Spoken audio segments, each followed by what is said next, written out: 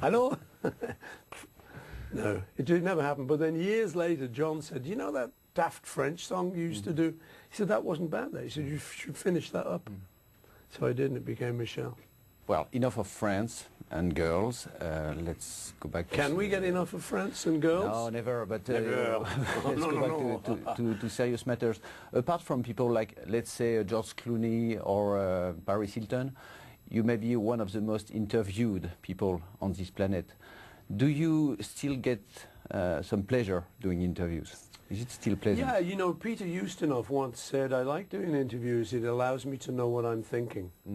And there is some element of truth in that. Because sometimes people will, you know, remind you, like you reminded me of the French waitress. And I wouldn't think about that today otherwise. So it's quite nice, you just, oh yeah. So I quite like it. Depends on the interviewer. If it's interesting, then it's good. But for example, are there any questions that you're getting bored to be asked? Like, I think last year, how does it feel to be 64 at last? Yeah, you know, there's certain subjects I don't want to go there, like, you know, divorce.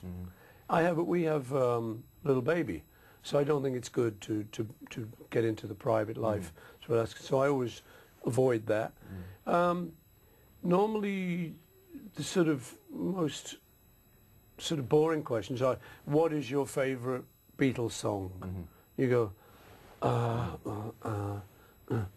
and you know, you actually end up getting a pat answer. You go, it's yesterday, because I dreamed it.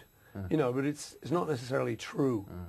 There's a lot of songs I like better than that, but that's a pretty boring one. And then the other boring one is, are there any questions you haven't ever been asked? So tell me about your divorce. No. Let me tell you. Actually, I want to go back on When I'm 64, because 2 years ago you wrote that song English Tea, and you talk about cricket, roses, cakes.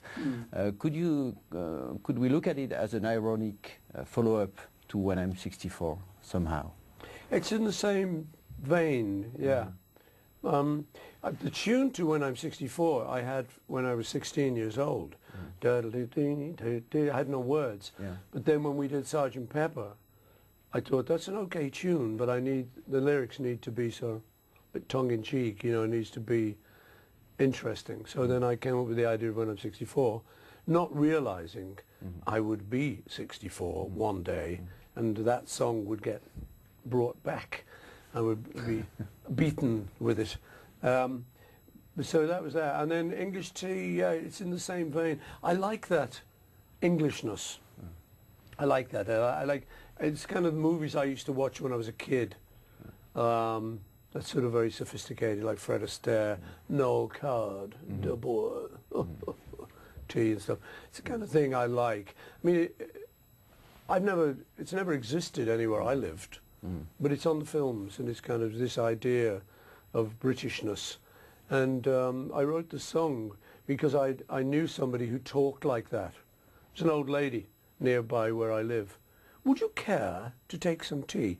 You know, my people would say, do you want a cup of tea? But she said, would you care to take something? And I became interested in the way she said those things. It was kind of elegant.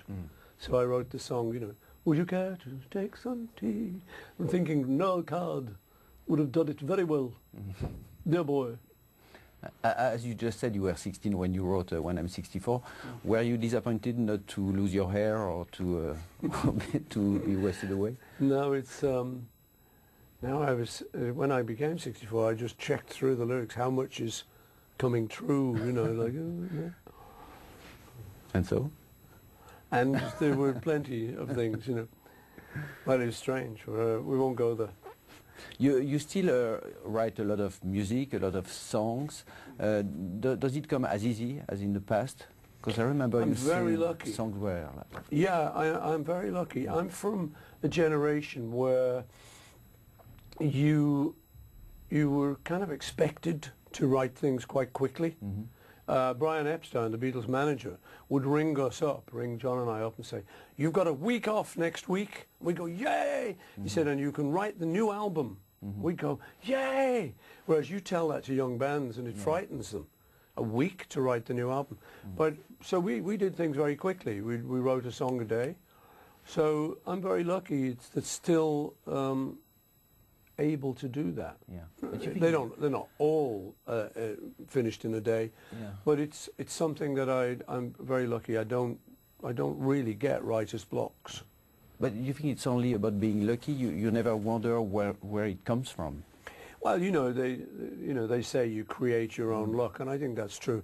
But I also think I am lucky. I think a lot of things that have happened to me, the kind of thing that you could say I created it, but waking up one morning with this tune that was yesterday, I think that's pretty lucky.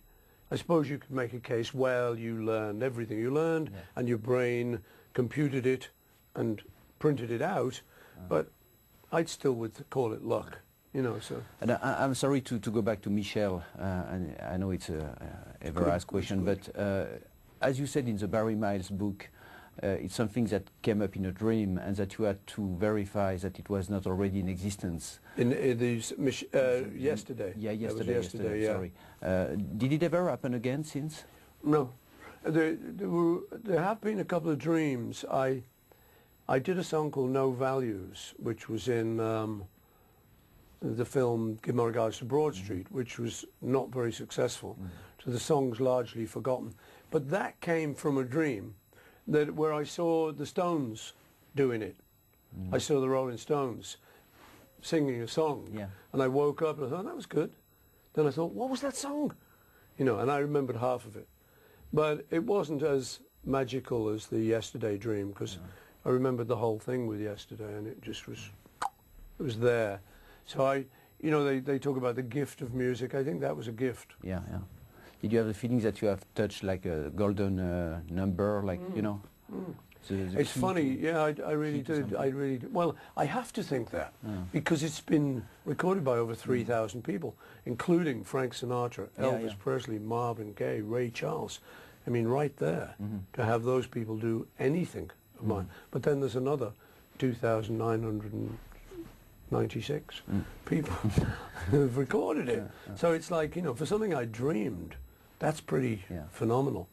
So, I feel blessed. These songs, they mean so much. Do you sometimes look at the Beatles' legacy as a burden, as something that you have to share with the people, even if you would like to go somewhere else? Or I know what you mean. I don't really, because it's there.